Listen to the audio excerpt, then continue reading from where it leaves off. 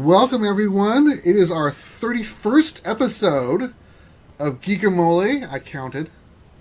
If we don't count the reaction video, it's 31. If we count that, it's 32, but I don't count that one. I am checking. The little red numbers are going up, so we're recording. My microphone is on. The mute button is not hit. We're good. I'm good on my side. We're done. We're ready. We're ready. You're heady? We're heady. Yes, we're heady Lamar. Ready. So this is going to be a quick hit episode. We're going to fly through this because Mouse got other things to do. Mm-hmm. And Cece going to do things with him. So, I got an opera to sing tonight. So we're going to just run through it. So first up, Mouse, we have a PSA. Yes, this is a public service announcement. For every tweet or video that is posted, there are many, many bad assholes who abuse the law, also known as the DMCA, to take down their competitors. They're using robots to take down huge amounts of content at once, and you've seen this happen to the Nostalgia Critic, to Angry Joe, all over the YouTube. Well, now there is a petition online to take this, to basically call for a review of the law and to find ways to stop these assholes from doing this. So go to takedownabuse.org and sign the petition. You've got 31 days and 8 hours as of recording this video to sign. I did the graphic earlier, so that's why it says 31 days and 10 hours. Wow.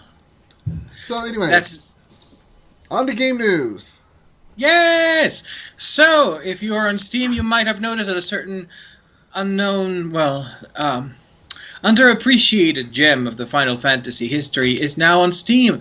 Final Fantasy IX is on Steam, and for the up until April 20, you can get it for $16.79. After that, the price goes up to $20.99. It is definitely one of an unfairly underappreciated game. A lot of people didn't like the art style, but the writing and the story were good, so get it. This is from when Squaresoft actually did not suck. When Squaresoft was Squaresoft?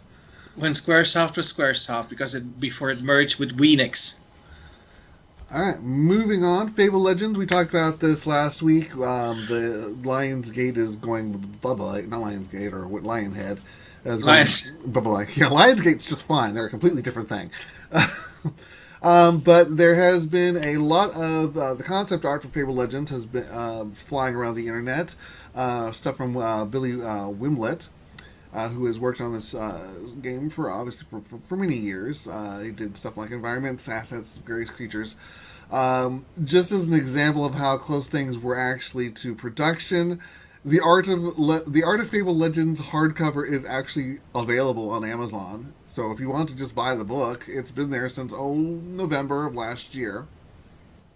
So it's a thing. So if you like concept art like I do, there it is. At least you can have the concept art if you can't have the game itself.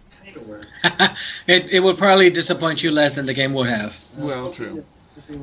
Next up, Mouse. We've got a Grand Theft Auto 5 lawsuit. What's going on? Well, as you know, or some people might know, Leslie Benzies was part of the team with Sam Houser and Dan Houser. They were the people who allegedly are the masterminds behind the Grand Theft Auto. Benzies is filing a lawsuit, and this thing is so full of backstabbing and wheeling and dealing, and he said, she said, that it almost mimics an episode of Grand Theft Auto, or one of the scenes in Grand Theft Auto. So Benzies claims that he is the man who basically brought Grand Theft Auto as a franchise from 16-bit obscurity to the enormous juggernaut that it is right now. However, he's claiming that the Housers kicked him to the curb and are denying him his share of ongoing profits after Grand Theft Auto 5 launched. Apparently he was offered a paid 6-month sabbatical. Nice. But as the sabbatical kept going, he claims that he was being denied, he was being blocked access from the corporate emails, that they were firing close friends of his. And finally, when he came back to the premises after his sabbatical, he was basically ordered off the premises. And Benzi says that Rockstar it was threatening him by making scurrilous allegations. I like the word scurrilous. It sounds like an evil squirrel, doesn't it? But apparently this is something that they had done before with previous employees that they had fired in the past. This is an enormous mess, and there's really no time to sum it up because there's just so many tiers of what the fuckery going on. But people who have done research on this and who have tried to speak to employees of Rockstar, for example, Colin Campbell, said that trying to find anyone within Rockstar to talk to is almost impossible. Once they go into Rockstar, they vanish unless they're fired. As he says, it's like Willy Wonka's chocolate factory in there. Well, they probably have some non-disclosure agreement kind of stuff. It's pretty standard within any industry like that. Well, he's also talking just about even upper management, just to get them for comments or anything. They did. Benzi's lawyer did respond to the lawsuit, and he said that it was filed 6 months of allegedly unproductive work by Benzi's.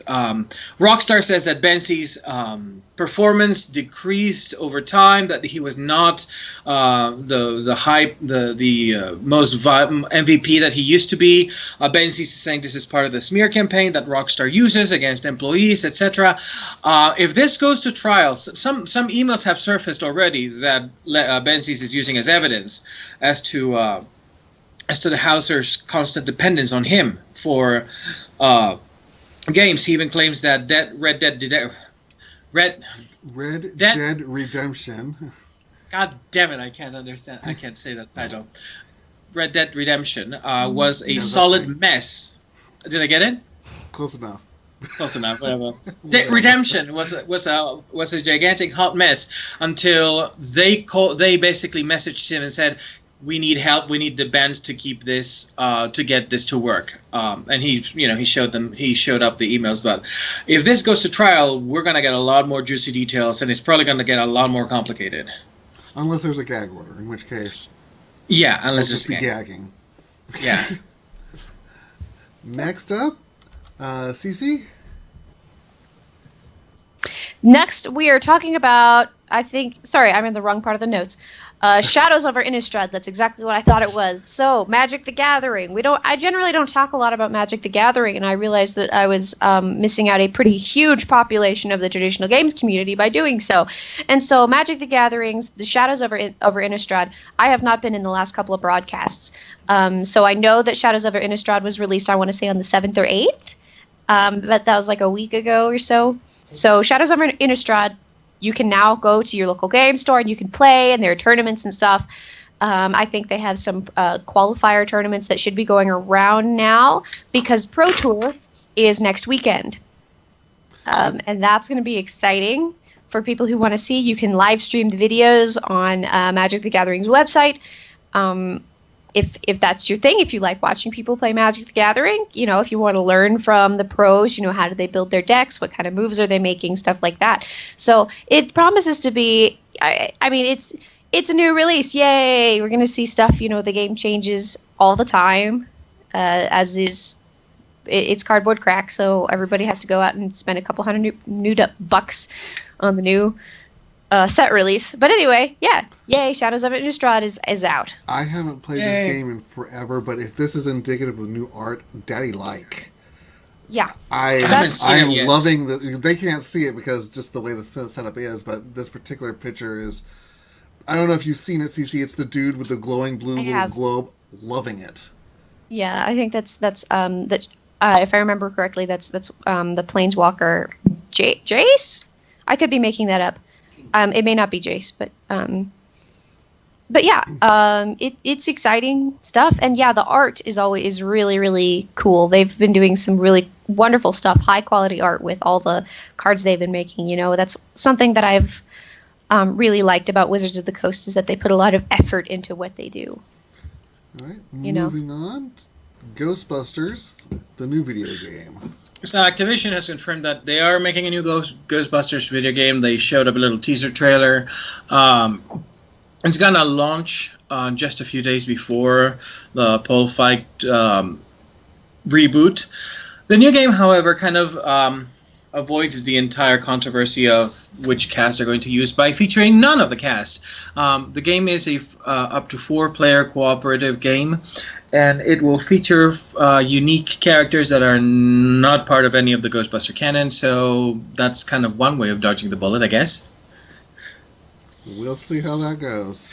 It'll be released on PlayStation 3, Windows PC, and Xbox 360. Next up, CC. And PlayStation 4. Oh, I was about to say, didn't PS4? CC, next. Yes.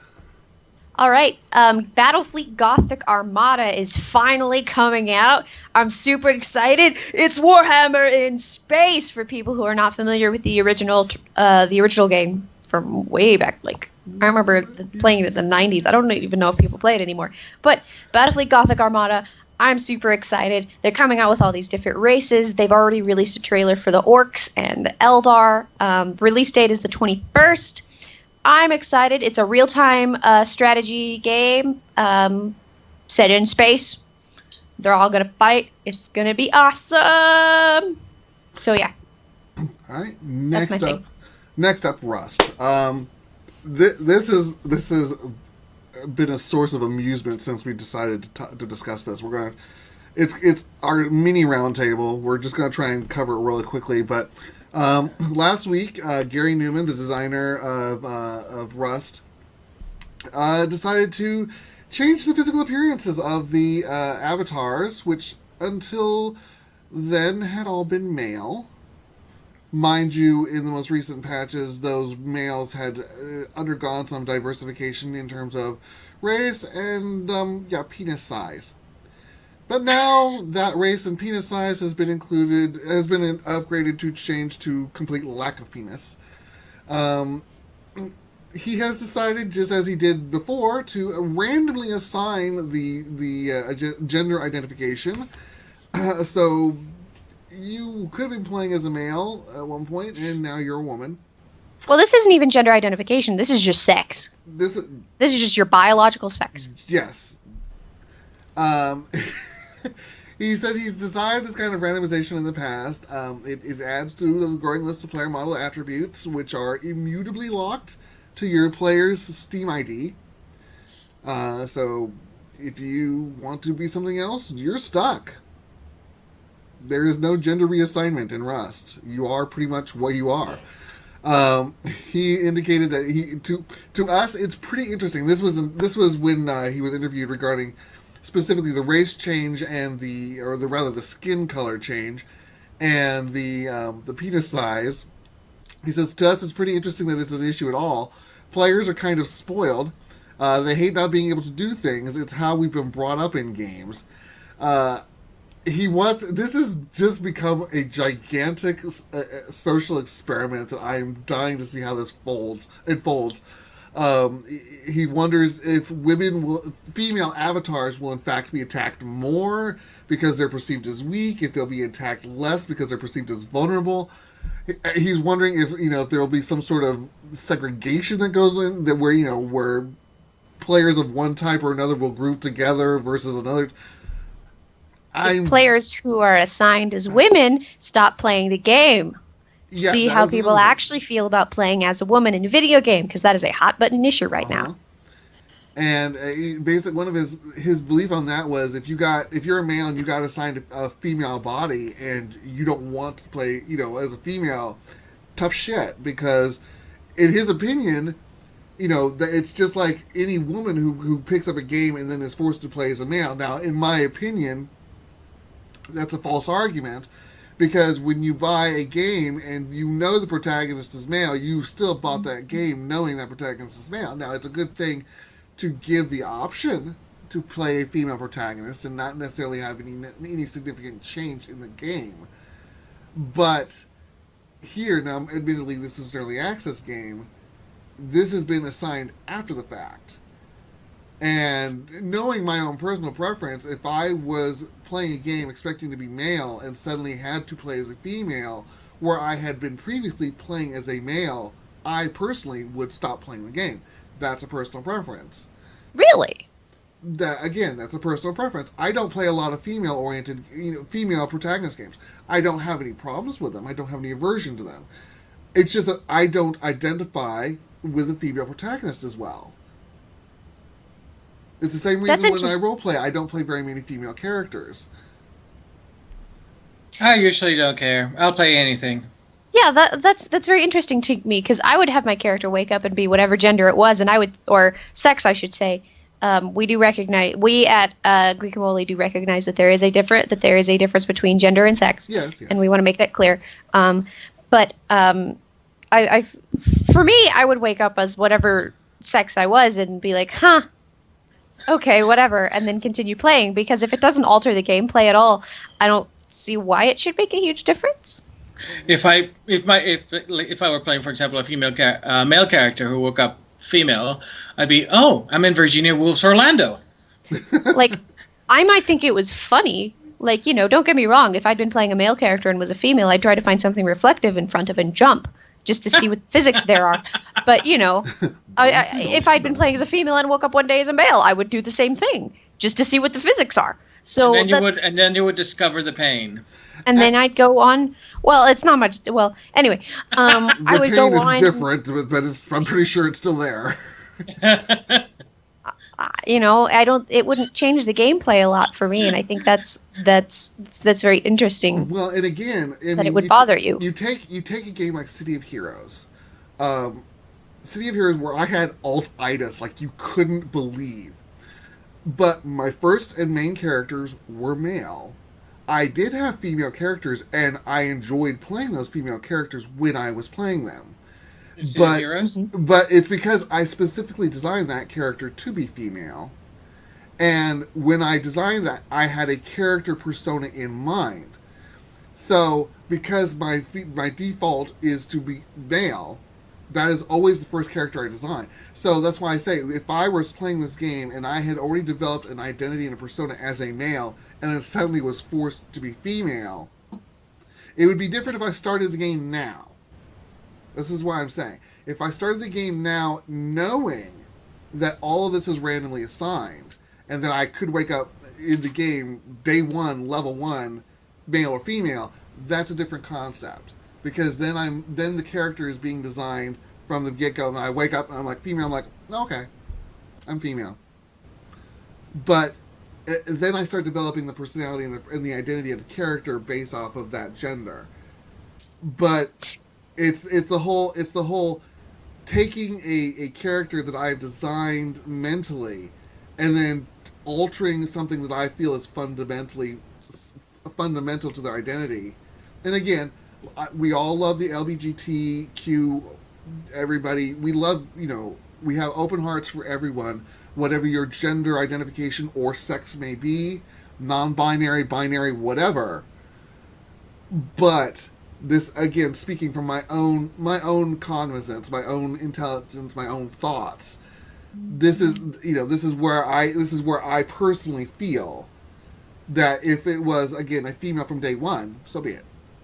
I developed the character's identity from that. But to suddenly, with no storyline behind, suddenly I'm a woman.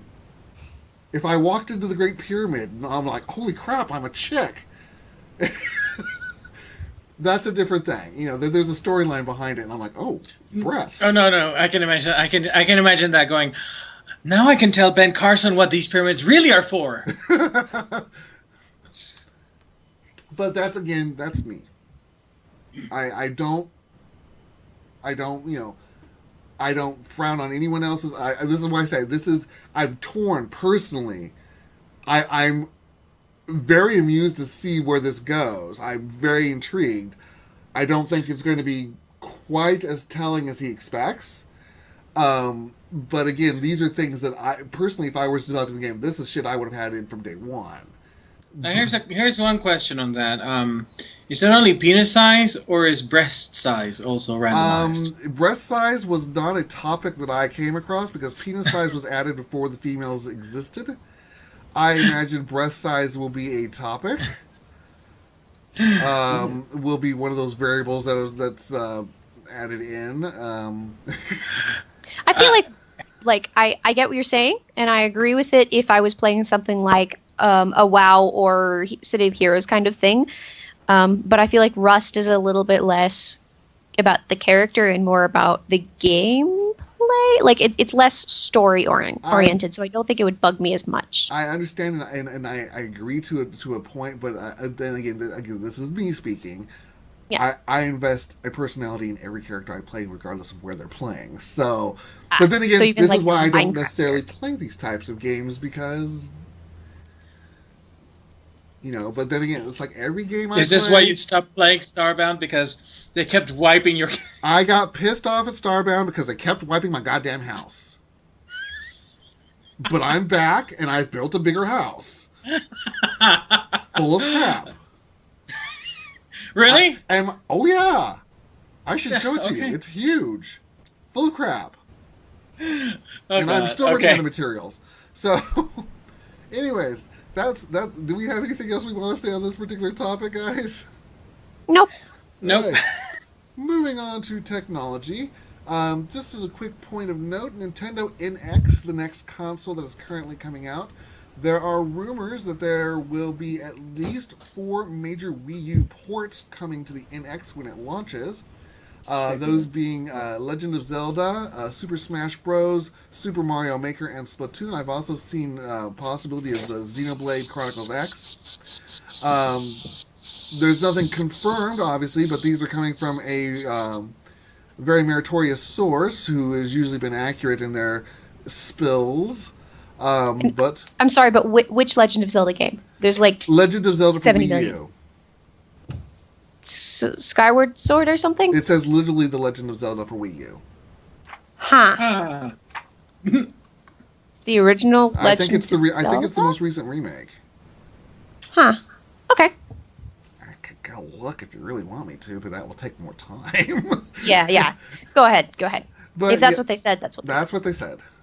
So keep your eye open. That could be the launch sequence for NX, and probably most anything that's being developed for Wii U these days is probably going to be set up for NX simultaneously. So next up, Mouse, you have the entire print section. All right, so short notice on Wednesday, I went and had my interview with my husband at the immigration office, and they approved our green card. So I to guess celebrate, that's related to print. That's printed. no, hold on, it's. I'm leading into something. For crying out loud, you're crapping on my intro. Sorry. So, to reward myself, to celebrate, that is, I went and I got 2 things before dress rehearsal. One was this, which I will be reviewing once I watch it. This is Justice League versus Teen Titans. Oh, you mean this thing? Ah! I can't see what you're doing, so whatever. Same thing. But I also got, let me make sure I've got this centered, Wonder Woman Earth 1 by Grant Morrison and Yannick Paquette. Now, I read it pretty much in one sitting because I got there very early for rehearsal, and it was 2 hours before Downbeat, so I had a chance to read through all of it. It's about 144 pages or so. The art is absolutely gorgeous by Yannick Paquette. And the story, well, I showed you a little bit of the, you see what's going on in this scene? Mouse, that is so tiny in that little corner of your Yeah, camera. we really I can't don't see think they would anything. ever be able to see anything No. unless I had That's it up on the big true. screen. All right, so in the right corner of this page, there is there seems to be an orgy going on with Amazons dressed in Dior costumes being caught, strung up, and being skinned. That is, they're having my husband is coming and saying, "What is this?" and having their costumes removed, while there's Amazons in various degrees of toplessness dancing around and drinking. In the next page turn, you have the infamous lesbian olive oil orgy scene, but now this book has come under a lot of flack from previews, but one thing I have to say is this. The book is kind of messy, as like anything Grant Morrison ever does. The man is a brilliant concept guy. Like, he comes up with these amazing concepts, and then his execution just meanders around. It's something that is a as a feature as much as it is a bug in his writing. But here's the thing: I don't hate the book. I thought it would turn me off because Grant Morrison does weird, does things. But it's actually a very interesting take on the origins of Wonder Woman back when William Moulton Marston was writing her. He created her as a sort of female supremacist, somewhat sexy, bondage, kinky, loving authority, loving submission kind of character, and who preached nonviolence and that lovingly submitting to the authority of women would create a better world. Now, so Grant Morrison, writing in the 21st century, doesn't have a lot of the censure and kind of censorship that Marston encountered. So he can take the material a little bit further, not into smut, but he kind of does go all the way into some of the things that were kind of hinted in Marston, but never really explicit. So, for example, in Paradise Island, women are lesbians, or at least they have same-sex relationships. They have been this way for 3,000 years. Wonder Woman actually is lovers with Mala, who looks like Cassie Sandsmark, only a grown up and adult.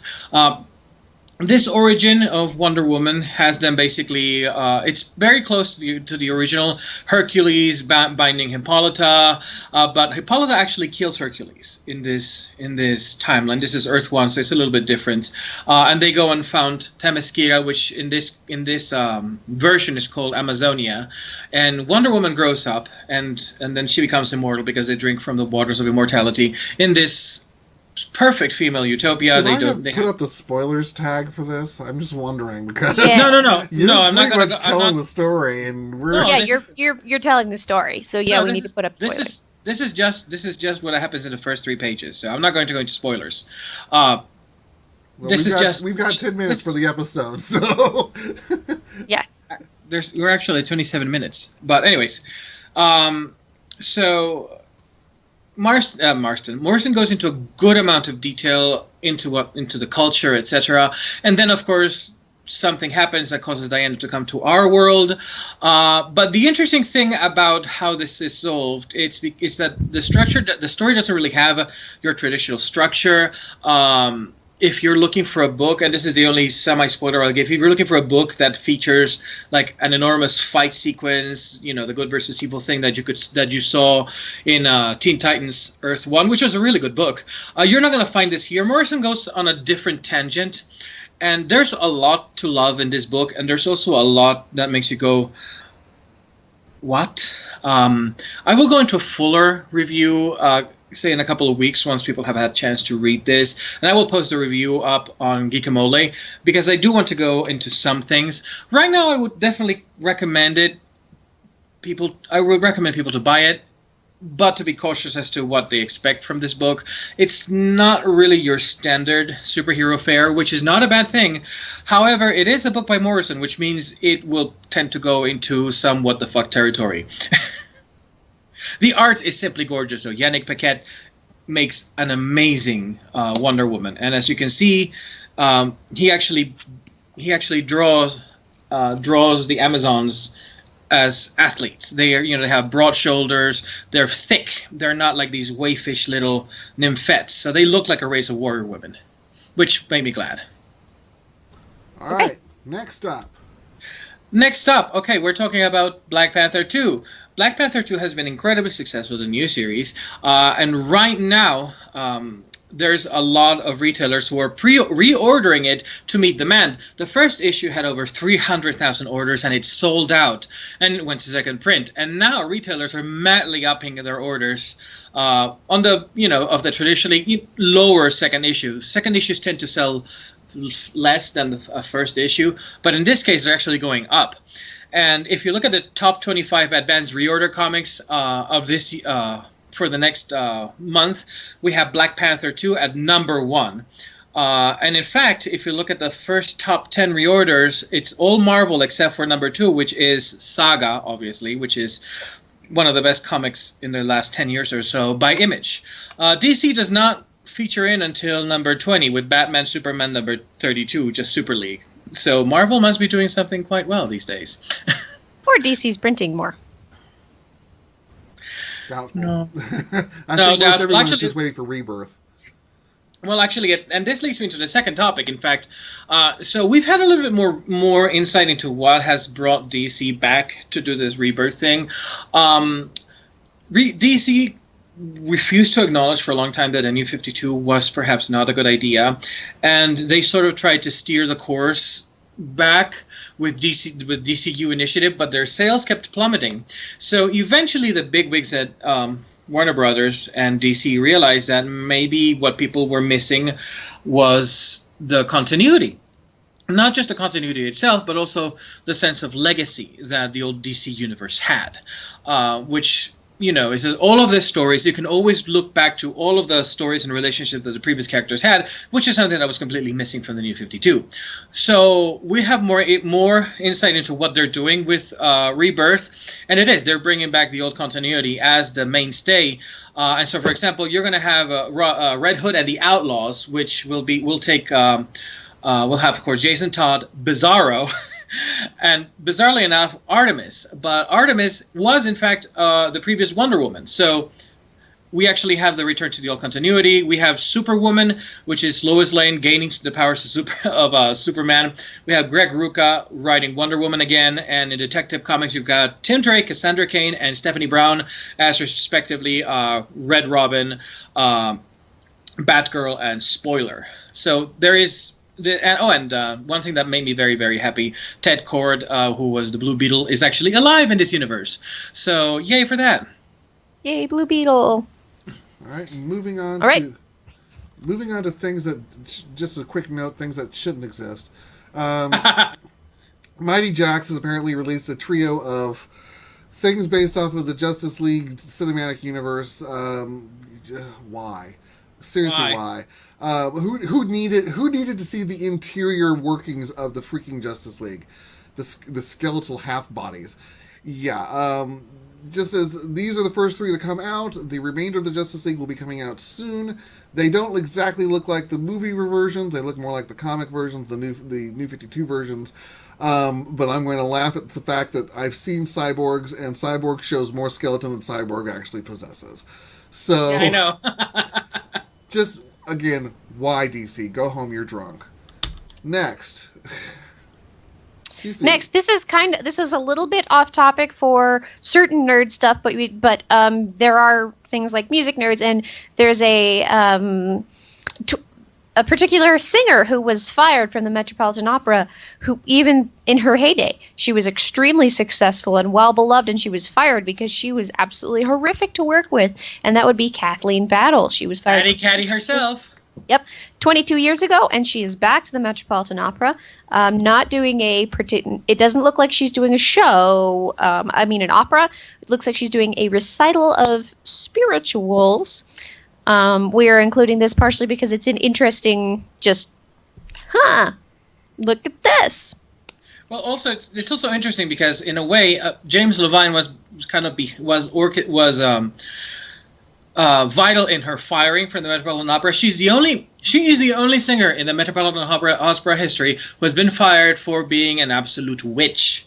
He was also instrumental in her success. Mm-hmm. He's the one who headhunted her. Yes, and once she crossed the line with Carol Vanez, she was out like that. And the news just came like a couple of days before the Kathleen Battle thing that James Levine basically had been given his walking papers. He's retiring from the Metropolitan Opera. So maybe those two are related. Who knows? Maybe. But it's interesting because Kathleen Battle basically had this huge successful career up until she was fired from the Met. Now, at that point, every single record house and every single opera house in the country and the world basically said, okay, we can not hire her anymore. Because everybody hated her because she was absolutely horrible to everyone. Absolutely unprofessional. So, video game industry, take notice. Sometimes you get fired for being a bitch. Yep. Anyway. And it's been 20 years since she set foot on the stage. So. Yeah. So. Next up, Mouse. Continuing on, because we are really low on time. So, Supergirl has been officially renewed for season 2. That's about it. Yay! Next Hooray! And no one is surprised. No one was surprised. No one is surprised. No one is surprised. No one is. Next up, we talked about this, I think, last year. We Yes. showed the trailer, the initial trailer for what we were calling the Guardians. It's the Defenders is the other term for it. They have a brand new English subtitled trailer that's out there on YouTube. Go take a look at it. It's really very cool looking, although I do have issues with the freaking werebear at the end, which is questionable. Is it Man Bear Pig? No, there's no pig. It's just Man Bear. But yeah, this is currently scheduled for a February 23rd, 2017 release. I do not know if it'll be coming to America, but it certainly looks better than Fantastic Four ever did. Next up, Suicide Squad. This new Suicide Squad trailer is out. Again, it does not have Harley Quinn having the Jersey kind of accent that we all know and love. Oh, but Mr. J. it looks fun. You know, everything that everybody was talking about, how this other superhero movies that are coming out from DC are too grim, dark. The latest trailers that they've been coming out with are showing a very, very, very funny movie. We'll see if badass. So we'll see how it goes. I'm gonna watch it. I don't know if it's gonna be good or bad. It's a trailer.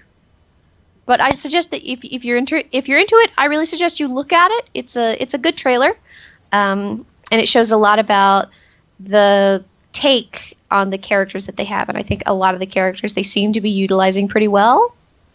And they actually We'll do a more of reaction. the characters than they did previously. Instead of focusing almost exclusively on Harley, they actually went into some of the other characters. So it's actually giving you a taste of the others. Well, they seem to set it up kind of like an Ocean's 11 kind of movie, which everybody talks about how there are too many protagonists in this movie. But in Ocean's 11, 12, and 13, there are 11, 12, and 13 main characters. So, well, plus whoever, Julia Roberts, whatever. Whatever. Nobody cares about her. Nobody cares about her. But it looks like they're taking more after that style of movie, and that I can totally get behind as a concept for a Suicide Squad movie. That would explain how to get all those different personalities working together, and how you could actually introduce them and get them working together effectively. So, all right, moving on. We have long known about James Cameron's desires to create an Avatar 2 and an Avatar 3. Little did we know he's actually so ambitious as to make an Avatar 4 and an Avatar 5. Sam Worthington and Zoe Saldana have both expressed interest in coming back for these sequels.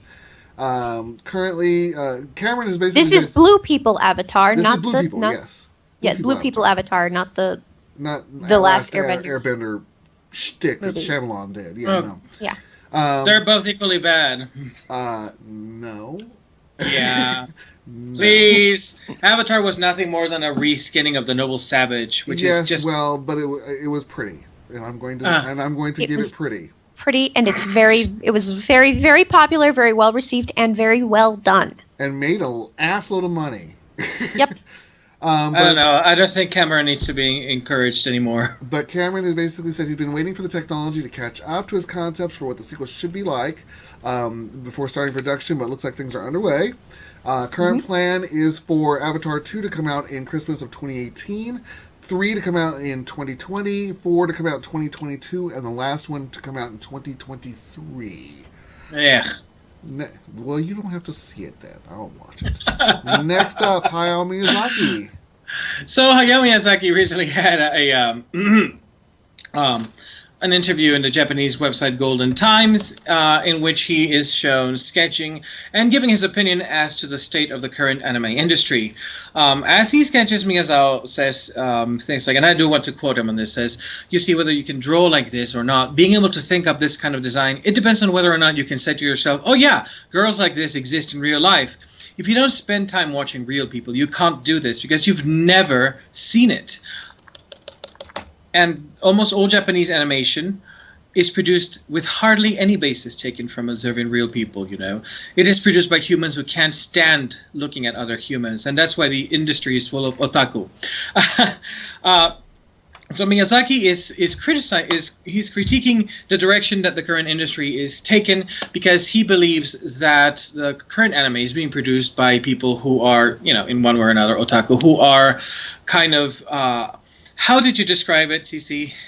I described it as people who neglect to interact with other human beings, and they don't know how people work. They don't know how people look, and so they have these characters that don't act like people, and they have characters that don't look like people, and it's kind of weird and stilted. And sure, it's entertaining in a light way, but it's not. But when you compare the Miyazaki films to these other stuff, the good anime, you will see has some basis in how people work. These characters are somewhat realistic. Compare Ghost in the Shell or Full Metal Alchemist. Those are characters. They have actual motivation. You believe the choices they make.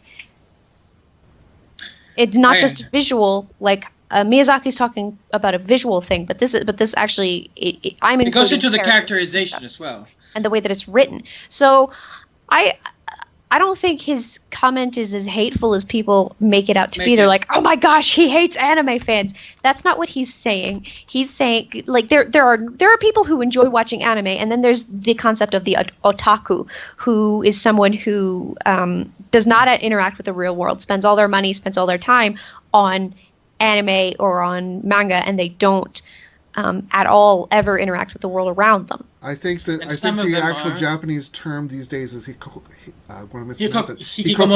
Yes, hikikomori. Yeah. So acute social withdrawal. I wouldn't know. I don't speak Japanese, and I don't live in Japan. Oh no! So, I specifically looked up an anime that actually uses that type of a character. Oh, okay. Yeah, okay. And there is a good section of at least the current and the newer creators who are a little bit on the asocial, antisocial side. And if you compare the works of the Miyazaki or the way too soon departed Satoshi Kon, who was, I always thought that he would be the next Miyazaki because, he was 40 and Miyazaki was going on 80. So I thought, well, Miyazaki will retire and then Satoshi Kon will have more of his output, because he created Tokyo Godfathers, Millennium Actress, Paprika, wonderful movies. Wonderful. But then he goes and dies. And right now, a large part of the field is dominated by this very stilted, very unnatural production, which it's one of the reasons I don't really watch anime anymore, outside of a few things or rewatching some of the, some Satoshi Kon or Miyazaki, because it really is.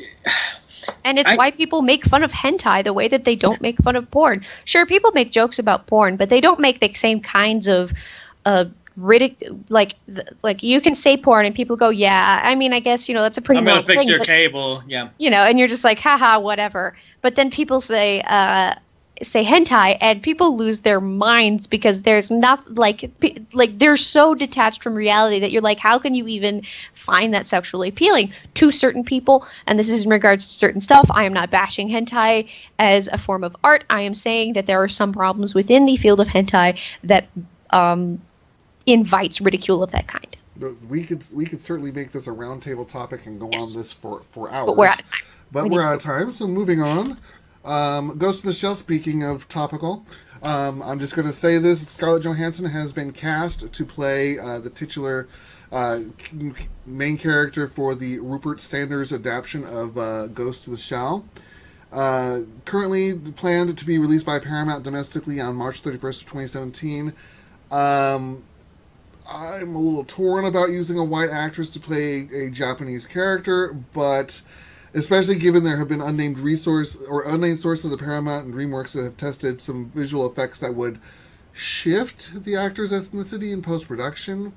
Again, this is another one of those topics we could easily go on for hours about whether the role went to the best actress versus an actress who is Japanese just for the sake of being Japanese or not. But I'm just going to throw it out there for those who are interested. It's a thing and it's happening. CC, Doctor Strange? Doctor Strange trailer's out. Watch it. It's cool. I'm excited. Yay. And trippy. It is. Excited, or don't watch it. Or don't watch it at all and go into the theater completely blind. I'm thinking about doing that maybe I should just go completely Doctor Strange blind and then go into the theater knowing nothing. Or That would watch be the trailer like hilarious. Benedict Cumberbatch on the poster backwards. Yeah. All right, next up, Spider-Man. I'm not going to go into all my details. I'm just going to say Spider-Man has a name for the new movie coming out, and that is Homecoming. There are rumors that Vulture could perhaps be the villain. There are rumors that they want Michael Keaton to actually play the villain, so Michael Keaton is the Vulture. Who knows? There's a whole bunch of crap about Spider-Man showing up in Civil War. I'm not going to even bother, even though I made a little spoilers thingy that I could have shown you. But we're just going to move on to Deadpool. Deadpool 2 confirmed. No one is surprised. Moving on. Yep. And We knew it was coming. We Yep. knew it was coming. And last but not least, Underworld Blood Wars. Kate Beckinsale is my eye candy in black leather, so yeah, I'm excited just for her alone. She could stand on the screen for 2 hours on a slow close-up, and I'd be captivated. But I don't even remember how the fourth movie ended, so I don't know where this is going to go. But yeah, this is all we know. But it's looking. This is supposed to be coming out in October of 2016, so they better start ramping up their hype engine if they want to get anybody interested. Oh, darn. So that's all we got, kids. That's all we have Well, for this yay! week. We're Yay! about 9 minutes over, but that's what we got. So Yep. I'm going to go and let the kids go off to their performance, or to Mouse's performance, and we will see you guys next week. I will, of course, be editing out anything that doesn't need to be in the show. And we will see you next week for episode 32. 32. And say your piece, guys. Peace out. Notice me, senpai.